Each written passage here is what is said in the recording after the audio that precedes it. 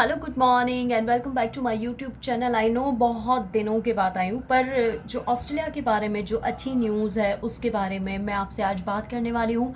अब तक चैनल को नहीं सब्सक्राइब किया है तो प्लीज़ चैनल को सब्सक्राइब कर दीजिए।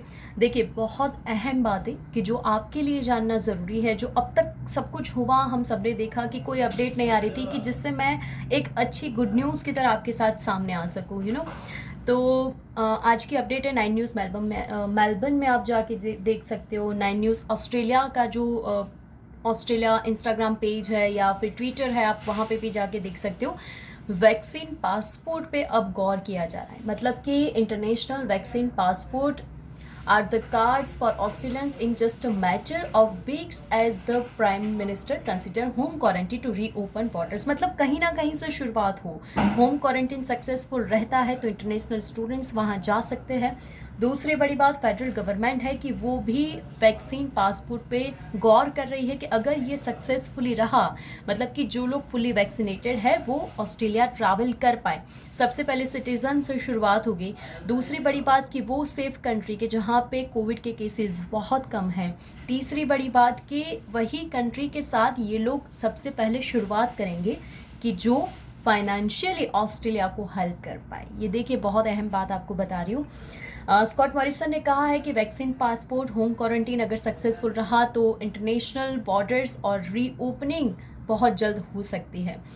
और एक बड़ी बात आप तक ये पहुंचाना चाहूँगी कि इन सारे मामलों में कनाडा पे आप गौर कीजिएगा। कनाडा ने भी एक ट्वीट हेल्थ मिनिस्टर की ओर से जाहिर किया गया है और उसमें लिखा गया है कि कनाडा के बाद की जाए तो सितंबर मतलब इन दिनों से ही स्टार्टिंग है कि कोई भी कंट्री में से अगर कोई भी बंदा या बंदी, कोई भी स्टूडेंट्स वैक्सीनेटेड है, कोई भी लोग जिन्होंने फुल्ली वैक्सीन ले चुके हैं वो फुल्ली वैक्सीनेटेड है, तो वो ट्रैवल कर पाएंगे। जो ट्रैवल बैन उन्होंने रखा था वो अब लिफ्ट कर लिया है। वो बहुत बहुत अच्छी बात है।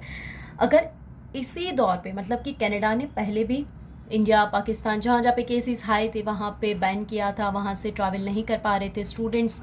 अब धीमे धीमे धीमे सारी चीज़ों को ईज़ किया है, तो ऑस्ट्रेलिया भी वही करेगा। देखिए, जापान है, सिंगापुर है, चाइना है।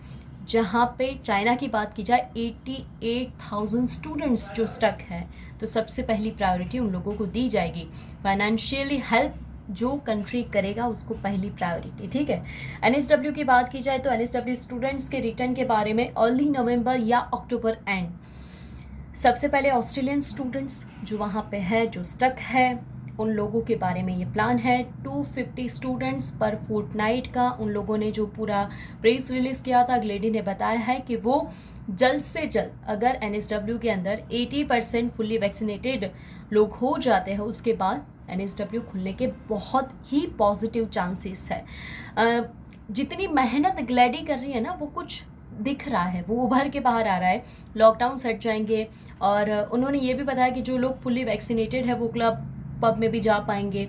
अक्टूबर और नवंबर के एंड तक, क्रिसमस तक ये सारी चीज़ें अच्छी होने के आसार दिख रहे हैं। पर इतने सारे क्वेश्चंस मुझे इंस्टाग्राम में आए। इंस्टाग्राम आईडी है मेरा मानसी मोनिल पटेल, प्लीज़ उस पर भी आप मुझे मैसेज कीजिएगा आपका कोई क्वेश्चन हो तो।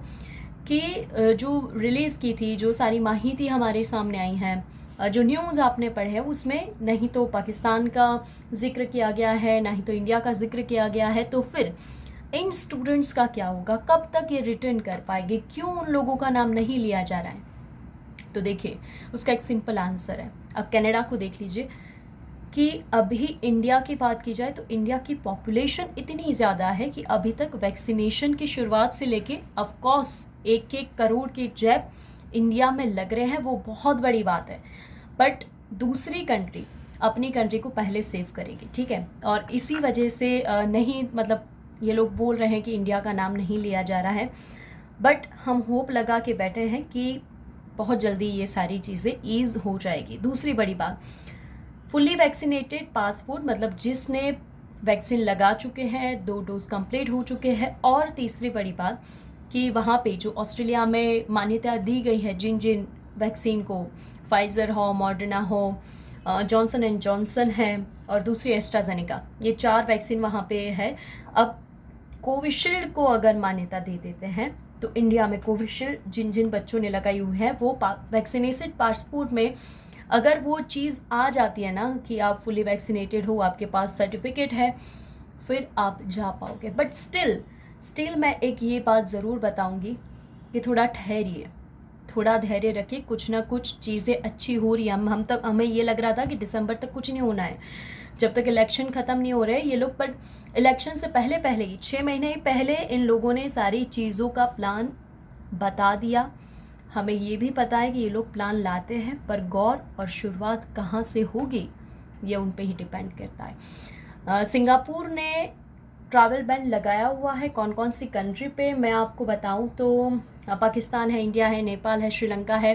मतलब यहाँ पे से कोई भी वहाँ पे जाएगा तो वो वहाँ पे नहीं जाएगा। मतलब इंडिया से अगर आप जाना चाहते हो ऑस्ट्रेलिया तो नहीं जा पाओगे। सिंगापुर बबल प्लान में भी इसका उल्लेख जिक्र नहीं किया गया है। सिंगापुर का जो first travel bubble plan open हो रहा है, जिसमें जर्मनी को इंक्लूड किया गया है, मकाऊ है, हांगकांग है, वहाँ से बच्चे ट्रैवल कर पाएंगे। तो धीरे धीरे सारी चीज़ें ईज़ हो रही है, अच्छी हो रही है। पॉजिटिव थिंकिंग ज़रूर रखिएगा, हार मत मानिएगा। 2 साल से हमने हार नहीं मानी, मतलब अब हम आगे भी नहीं मानेंगे। नेक्स्ट अपडेट लेके ज़रूर आऊँगी कल आपके पास, पर प्लीज़ मेरी चैनल को सब्सक्राइब कीजिए और यस फॉलो भी कर दीजिएगा। इंस्टाग्राम पेज पे भी फॉलो कीजिएगा। Thank you so much. आप खुश रहिए और अपनी हेल्थ का ध्यान रखिए। Bye, take care.